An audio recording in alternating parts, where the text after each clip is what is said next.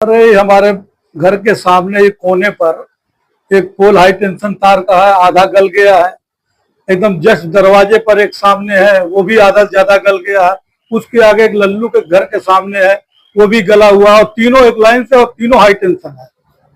अगर जो एक पोल भी गलती से गिर गया तो तीनों गिरना है और बहुत बड़ा हादसा हो जाएगा। इसके बारे में कई मरतबा हम लोगों ने पार्षद जी से भी कहा, जेई साहब और एसडीओ साहब के पास भी मैसेज पहुंचवाया गया। एक जन समस्या मंच है हमारे वहाँ मोहल्ले में, उसके थ्रू लिख के भेजा गया, लेकिन अभी तक कोई कार्रवाई नहीं है। लगता है हादसे के लिए इंतजार कर रहे हैं।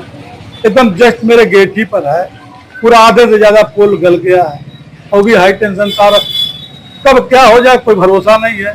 पार्षद जी को आप पूछकर दिए क्या पार्षद क्या स्वास्थ्य मंत्री कह रहे थे कि वाईआर जीएस क्या होता है उसको कर दीजिए करके, तो हमने किया हुआ नहीं है। तो अब एसडीओ साहब से हम तो रिक्वेस्ट करेंगे कि आके इसको ठीक करावें। और पिछली बात में वहाँ पर क्या गए नहीं थे हम वहाँ, हमने लिख के मैसेज, जो समस्या मंच है उसमें एसडीओ साहब भी जुड़े हैं, जेई साहब भी जुड़े हैं और बहुत बहुत अधिकारी भी जुड़े हैं। उसमें हमने इसको भिजवाया था, पोल की फोटो भिजवाई थी और लिखा भी था कि अगर जो कोई हादसा हुआ तो एसडीओ और जेई के खिलाफ एफआईआर होगी। सड़क तो बता रहे हैं कि पास हो गई है, कब पास हुई है, क्या पास हुई है। कह रहे पास हो गई है, पार्षद जी से पूछा था, कह रहे पास हो गई है, बन जाएगी। तो अब इंतजार कर रहे हैं एक आध महीना और। हालांकि पानी में हम लोग को जीवन गुजारना पड़ रहा है।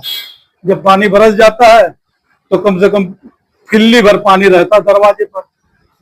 और अभी भी देखा होगा आपने दरवाजा, वहाँ लल्लू के घर के सामने 3 तल्ला के सामने पूरा पानी है। यही हाल हमेशा रहता है। आपका सुना? हमारा नाम नूरुल हुदा है।